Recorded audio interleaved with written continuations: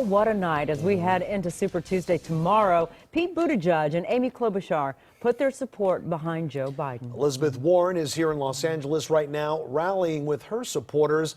And suddenly, Super Tuesday could look a whole lot different than what had been expected. Yeah, KCAL 9's political reporter Randy Page is here now with more. Hi, Randy. So many moving parts, so many changes just over the weekend. California voters are about to get their chance not to feel irrelevant anymore in presidential primaries.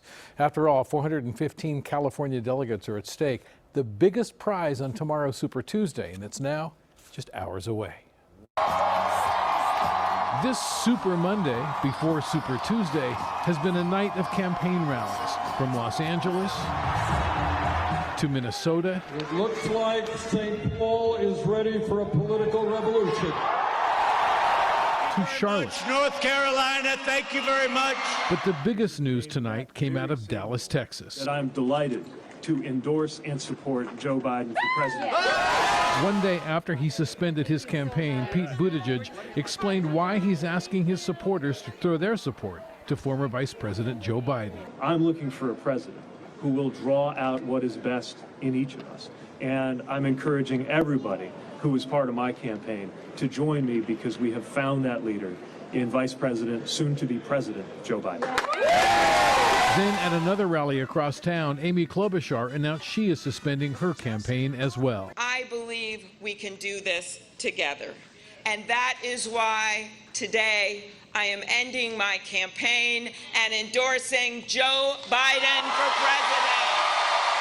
From all the work he has done, that he will not just govern with his head, he's got a lot of good ideas, but he will also govern with his heart. And I know that you know here in this big state of Texas that the heart of this country is bigger than the heart of the guy in the White House.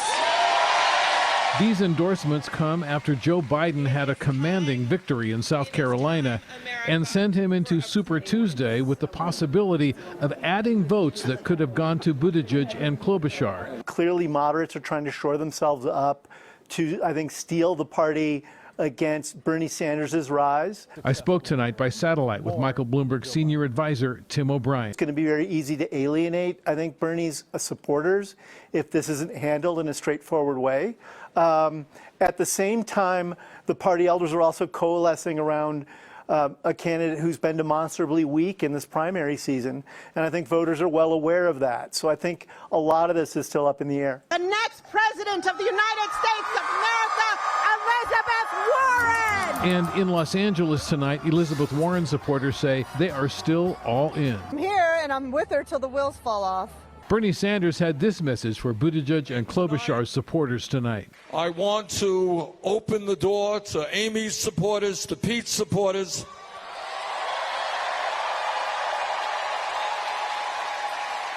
I know that there are political differences, but I also know that virtually all of Amy's support and Pete's support understand that we have got to move toward a government which believes in justice, not greed. And you see what's happening, right? They're all now, it's being rigged against, it's sad, it's being rigged against Crazy Bernie. Crazy Bernie's going to go crazy, crazy. And President Trump's assessment of the latest departures from the Democratic race? Mayor Pete, he quit out last night. And then I hear a senator from a state, we're going to win. We're going to win that state. But she dropped out. Sounds like they made a deal, you know. They both supported Sleepy Joe. You know why? They made a deal. So here is Texas Democrat Beto O'Rourke offering another kind of endorsement in Dallas tonight, a Whataburger. And guess what? He picked up the tab for dinner. I guess that's the least he could do. I must tell you, I've tried Whataburger. Really, they're not that bad. Okay. Seems like the place to be. All right, Randy, thank you.